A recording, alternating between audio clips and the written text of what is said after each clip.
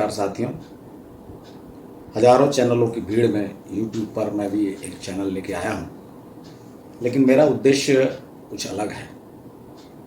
याद करिए, हिंदू धर्म के बारे में बड़ा आजकल जोर है। 8वीं शताब्दी में जब हिंदू धर्म पे पूरा हिंदुस्तान पर बौद्ध धर्म छा गया था, तब 7वीं 8वीं शताब्दी में आदि शंकराचार्य का उदय हुआ और उन्होंने हिंदू धर्म की पुनर्स्थापना की।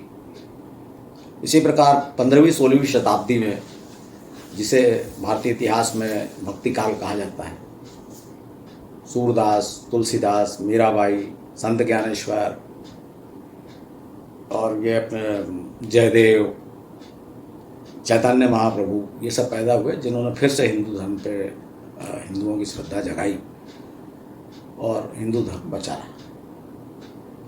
इसके बाद अंग्रेजों के काल में और मुगलों के काल में हिंदू धर्म काफ़ी पतन हो गया। अपने कारण भी पतन हुआ, दूसरों को दोष देना ठीक नहीं है। इतने पाखंड और सब कुरीतियाँ सब हावी हो गए कि जो हिंदू दर्शन है असल, वो छिप गया। उसका परिणाम ये हुआ कि भारत आज़ाद होने के बाद जो नई पीढ़ी आई, जो विज्ञान को मानती थी, विज्ञान के अनुगामी थी, उसने इन सबको गप समझा और पसंद नहीं किया, कहना चाहिए, पाखंड को, कुरीतियों को, और वो हिंदू धर्म से दूर होती गई। अब फिर से पुनर्जागरण का युग चल रहा है, आप देख ही रहे हैं हिंदू धर्म का। लेकिन इसमें फिर यही आशंका है कि पाखंड और कुरीतियाँ फिर हावी ना हो जाए। अनेक बाबा लोग फिर से उभर आए हैं, कई तो मॉडर्न वेश में धर्म का शोषण करने वाले आ गए हैं। एक महान लेखक हैं जिनकी बड़ी किताब ज़बरदस्त बिकी पुस्तक, और वो उन्होंने क्या किया है कि उन्होंने धर्म के धार्मिक परिप्रेक्ष्य में अपना नावल लिख डाला। अब नई पीढ़ी उसको पढ़ के यही समझ रही है कि यही सत्य। उसमें भगवान शिव को समाज सुधारक बताया गया है। एक और हैं, वो पुराण कथाएं सीधे सीधे बताते रहते हैं। तीसरे हैं, वो सब देवी देवताओं का नाम लेके लाइफ मैनेजमेंट सिखाते रहते हैं। तो कोई सत्य बताने वाला नहीं है कि सही बात क्या है, असल में हुआ क्या। या तो अंधविश्वासी लोग हैं, सब आंख बंद करके मान लेने वाले, और या फिर अविश्वासी लोग हैं जो मानते ही नहीं। इस प्रकार से दोनों भारत की संस्कृति और भारत के प्राचीन इतिहास से दूर होते जा रहे हैं। जहाँ तक इतिहासज्ञों का सवाल है, तो आप स्मरण रखिए कि भारत में इतिहास लिखने वाले मुस्लिम शासक, अंग्रेज शासक और आधुनिक काल में कम्युनिस्ट सोच वाले लेखक, ये सब के सब हिंदू संस्कृति को अच्छी नज़र से नहीं देखते थे और उसको डुबाना चाहते थे। तो मैं गत 13 वर्षों से रिटायरमेंट के बाद मुझे बड़ी उत्सुकता हुई। उत्सुकतावश मैंने सारे वेद, पुराण और सारा साहित्य पढ़ना शुरू किया। फिर घूमना शुरू किया, जाके वहाँ संबंधित स्थानों पर गया। वहाँ पर मैंने वहाँ की ट्रेडिशन, जो परंपराएं हैं, लोक गाथाएँ हैं, उन सबको सुना, पढ़ा। दूसरे साहित्य का भी अध्ययन किया, जैन साहित्य का, कुरान शरीफ, बाइबिल इत्यादि का, बौद्ध साहित्य का। तो जो सच्चाई मेरे सामने आई है, मैं चाहता हूँ कि आप लोग भी उसको जानें, और सही है, गलत है, हिंदू धर्म कितना महान है या नहीं है, सच्चाई क्या है, ये सब आप लोग निर्णय करेंगे, मैं नहीं कहूँगा। मेरा काम है तथ्यों को प्रमाण के साथ आपके सामने रख देना। और इस काम के लिए सबसे पहले मैंने, ये बहुत बड़ा है, विशाल है, हिंदू धर्म बहुत विशाल है, और इसको इतने ज़्यादा भटकने की संभावना है उसमें, क्योंकि एक से दूसरी कहानियाँ जुड़ी हुई है। तो सबसे पहले मैं इसमें राम कथा को ही लेता हूँ। उसका कारण ये है कि राम पिछले कई वर्षों से हॉट टॉपिक है, आप देख ही रहे हैं। और राम के बारे में भी बहुत सब लोग का दावा है कि हम जानते हैं, सब हिंदुओं का कम से कम दावा है, लेकिन इतनी उनके बारे में अजीब अजीब बातें कही जा रही है। एक बड़े वकील ने सुप्रीम कोर्ट में कह दिया कि राम तो काल्पनिक है। एक दूसरे बड़े वकील ने महिलाओं की सभा में कहा था कि Ram was not a good husband. मेरे को बड़ा आश्चर्य हुआ कि राम ने या उनके किसी भक्त ने कब क्लेम किया था कि Ram was a good husband. तो ऐसी अजीब अजीब बातें हैं। और जो दूसरे हैं पिछड़े वर्ग वाले या दलित लोग, ये राम को गाली बक रहे हैं, ऐसे बहुत सारे आप YouTube में भी देख सकते हैं ऐसे बातें। तो मैंने सोचा कि सबसे पहले मैं राम के बारे में आपसे बात करूं। और दूसरा कारण ये भी है कि जब मैं आसपास के देशों में गया, जैसे मैं थाईलैंड गया, बैंकॉक में, जो हमारा सबसे बड़ा स्टेज, जो विश्व का सबसे बड़ा स्टेज जो होता है, वो जिस हॉल में होता है उस हॉल का नाम है रामायण हॉल।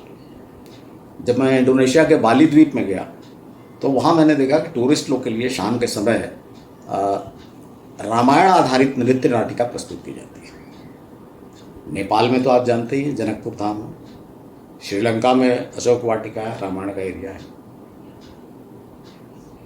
तो जब सब बातों का मैं अध्ययन किया, एक हाँ यहाँ प्रसंगवश मैं बतला दूँ कि एक बड़े ईसाई मिशनरी फादर कामिल गुल के भारत आए ईसाई धर्म का प्रचार करने। जब उन्होंने राम के बारे में अध्ययन किया तो वे राम के होकर रह गए और पूरे शेष जीवन उन्होंने भारत में गुजारा है राम का भजन करते हुए। उन्होंने लिखा है कि राम पर विभिन्न भाषाओं में 150 पुस्तकें, भारत की नहीं दूसरे देशों की भाषाओं में 150 पुस्तकें रची गई और उन पर लगभग 350 टीकाएं रची गई। तो वो व्यक्ति जो इतिहास पुरुष और जिसे आज भी गाली बकी जा रही है, तो मैंने सोचा कि यहीं से चालू करते हैं, प्रारंभ करते हैं और आपके सामने तथ्य प्रमाण सहित रखते हैं, देखते हैं कि राम कैसे व्यक्ति थे और हिंदू धर्म की क्या डेप्थ है। तो हम प्रारंभ करते हैं। सबसे पहले मैं राम की वंशावली की चर्चा करूंगा, क्योंकि राम वंशावली की चर्चा करना इसलिए जरूरी है, इससे इतिहास है, पता लगेगा कि किस राजवंश में वो पैदा हुए और वो राजवंश कहाँ से प्रारंभ हुआ, कब की बात है, कहाँ पैदा हुए, बहुत सारी बातें। तो वंशावली जब हम देखते हैं तो राम को सूर्यवंशी कहा जाता था। ये वंश वैवस्वत मनु आपने सुना होगा, 7 मनु हुए। तो 7वें मनु जो थे महाराज सत्यव्रत, जिन्हें वैवस्वत मनु कहा जाता है। आपने ये कथा तो सब जगह सुनी होगी कि मनु ने एक बड़ी नाव बताई, बाढ़ के समय नाव बनाई और उसमें सभी प्रकार के बीज और जीव जंतुओं के एक एक जोड़े रखे और बाद में फिर से सृष्टि की रचना की। आश्चर्यजनक बात यह है कि यही कहानी कुरान शरीफ और बाइबिल में भी है। बाइबिल में मनु को नोआ कहा गया है और कुरान शरीफ में नूह, हजरत नूह। खैर ये अपन विषय से भटक जाएंगे, इसलिए फिर मैं ये सिर्फ वैवस्वत मनु के बारे में बात करूँ। वैवस्वत मनु आर्यवर्त में उस समय तक आर्य छा गए थे ऊपर काफ़ी, तो इसलिए वह अपने लिए स्थान ढूंढते हुए वर्तमान जो बाद में जो अरण्य नैमिषारण्य कहलाया वहाँ पहुँचे। ये नैमिषारण्य अयोध्या से लगभग 100 किलोमीटर दूर सीतापुर रोड पर है। लखनऊ सीतापुर रोड पर लगभग 100 किलोमीटर दूर है। वहाँ पर आप जाएंगे तो आपको मूर्तियाँ दिखेंगी मनु की और उनकी पत्नी की। तो ये मनु जब वहाँ के बसे तो उनके 10 पुत्र हुए। ये मनु सूर्य पुत्र थे। सूर्य के जो पुत्र थे यम, यमी, संतांति और शनि, तो उसमें मनु भी थे, लेकिन मनु धरती पर आ गए, ऐसा पुराण में उल्लेख है कि वो धरती पे आ गए, इसलिए वो देवता नहीं माने गए, वो नीचे आ गए, स्वर्ग छोड़कर नीचे आ गए। तो मनु के वंश में उनकी 10 संतानें हुई। कई जगह 11 लिखा है, 10 पुत्र और 1 पुत्री, कई जगह 9 पुत्र और 1 पुत्री। सबसे बड़े पुत्र थे इक्ष्वाकु और पुत्री थी इला। इक्ष्वाकु ने अयोध्या बसाई और यहाँ सूर्यवंश की मतलब शासन प्रारंभ हुआ। और इला का विवाह चंद्रमा के पुत्र बुध में, वो अलग कहानी है, उसको जब मैं आपको भगवान कृष्ण के बारे में बताऊंगा, चंद्रवंश और सब ययाति और सब पर बताऊंगा कि क्या हुआ था।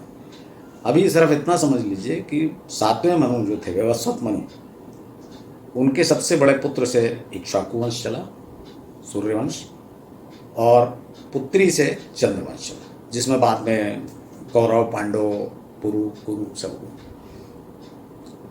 और इक्ष्वाकु वंश में भी बड़े बड़े महाप्रतापी राजा हुए, दिलीप, भागीरथ।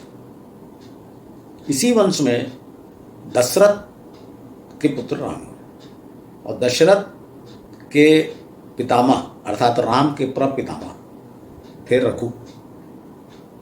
इन 3 कारणों से भगवान राम को सूर्यवंशी, इक्ष्वाकुवंशी और रघुवंशी कहा जाता है।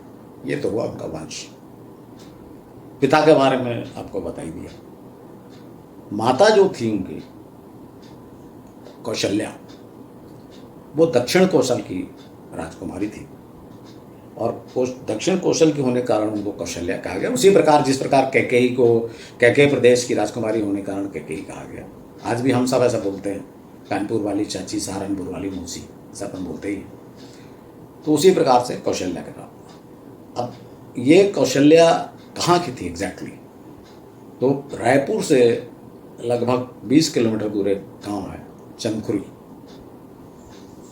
माना जाता है कि कौशल्या इस गांव की थी।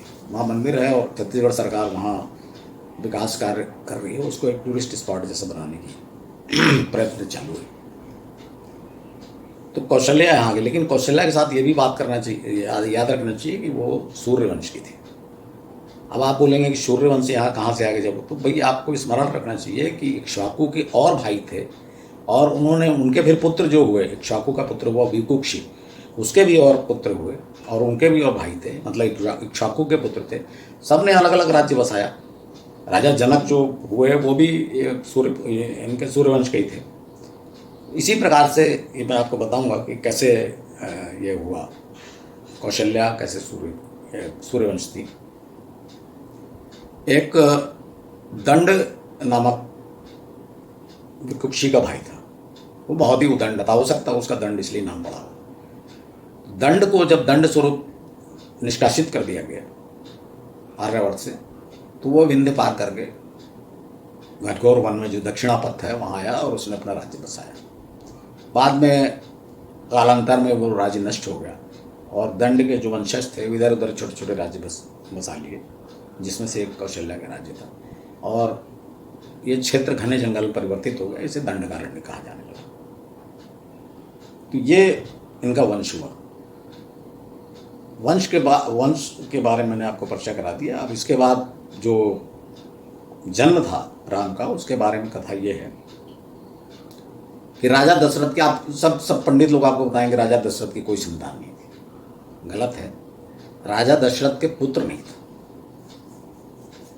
और हाँ, मैं प्रसंगवश यहाँ बता दूं कि राजा दशरथ तो आपको पता ही है कि 3 रानियाँ थीं, लेकिन 3 रानियाँ तो पटरानियाँ थीं। वाल्मीकि रामायण के अनुसार राजा दशरथ की 350 मतलब 350 रानियाँ थी। ये बाद में कई जगहों पे इसका उल्लेख हुआ है, लक्ष्मण ने भी किया है, दशरथ ने भी कहा है। तो ये जन्म किस पुत्र नहीं था, लड़कियां थी निश्चित रूप से। अब लड़कियों का उल्लेख नहीं है, लेकिन एक लड़की का उल्लेख है, राम की बड़ी बहन, उसका नाम था शांता। शांता को राजा दशरथ ने अपने मित्र राजा रोमपाद को गोद दे दिया था। अब राजा रोमपाद कहाँ के राजा थे? अगर आप सब दृष्टि से विचार करेंगे, संभवतः उड़ीसा के राजा थे, संबलपुर क्षेत्र के। क्योंकि किसी समय में संबलपुर, ये जो छत्तीसगढ़ है, ये संबलपुर क्षेत्र में ही आता था। कई जगह लिखा हुआ है कि वो अंग देश के राजा थे, पर वो गलत है, क्योंकि अंग देश तो लक्ष्मण के पुत्र अंगद के नाम पर बाद में पड़ा। ये इस प्रकार से जब हम देखते हैं तो वंश हो गया। हाँ, पैदाइश की बात मैं कर रहा था। तो उनके जन्म के समय जब पुत्र नहीं था, तो राजा दशरथ ने जब अधेड़ावस्था आ गई तो उन्होंने अपने मित्र को खबर भेजी मंत्रियों की सलाह पर कि भाई कोई बहुत ही प्रभावशाली, ज्ञानवान, तेजस्वी, तपस्वी है क्या आपके राज्य में जो मेरे मदद कर सके। तो उन्होंने श्रृंगी ऋषि को भेजा। इन श्रृंगी ऋषि का आश्रम छत्तीसगढ़ में ही धमतरी के पास महानदी के उद्गम पर सिहावा पर्वत पर है, आज भी है। तो महाराजा रोमपाद ने राजा दशरथ को संदेश भेजा कि मैं श्रृंगी ऋषि को, उनका नाम कई जगह ऋषि श्रृंग भी लिखा हुआ है और श्रृंगी कहा जाता है। तो उन्होंने लिखा, मैसेज किया कि मैं राजा रोमपाद को भेज रहा, श्रृंगी ऋषि को भेज रहा हूँ। और ध्यान रखिएगा कि महातेजस्वी हैं, जब ये मेरे राज्य में अकाल पड़ा तो मैंने इनको निमंत्रण दिया, तो ये इनके आते साथ वर्षा होने लगी। तो मैंने अपनी पालिता पुत्री शांता का विवाह श्रृंगी ऋषि से कर दिया। तो आप भी स्मरण रखिएगा कि श्रृंगी ऋषि महातेजस्वी ऋषि ही नहीं, हमारे आपके जमाता भी है। ऐसा संदेश के साथ में राजा रोमपाद ने श्रृंगी ऋषि को अयोध्या भेजा। अब अयोध्या में जब यज्ञ की बात, श्रृंगी ऋषि ने सजेस्ट किया कि भाई पुत्र कामेष्ठी यज्ञ करना पड़ेगा। तो ये पुत्र कामेष्ठी यज्ञ अयोध्या से लगभग 20 किलोमीटर दूर मखौड़ा ग्राम है, आजकल शायद बस्ती जिले में है, वहाँ पर हुआ था।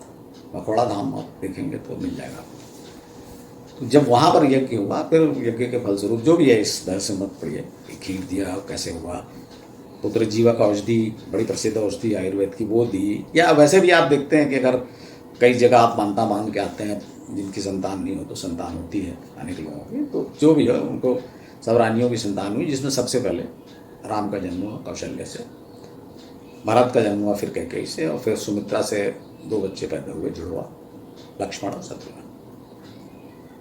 यहाँ तक कहकर मैं अपनी बात, आज का एपिसोड समाप्त करता हूँ। अगर आपको ये जानकारी कुछ उचित लगी होगी तो आप मेरे इस चैनल को सब्सक्राइब करिएगा, जिससे दूसरे और हिंदुओं तक की जानकारी पहुँचते रहें।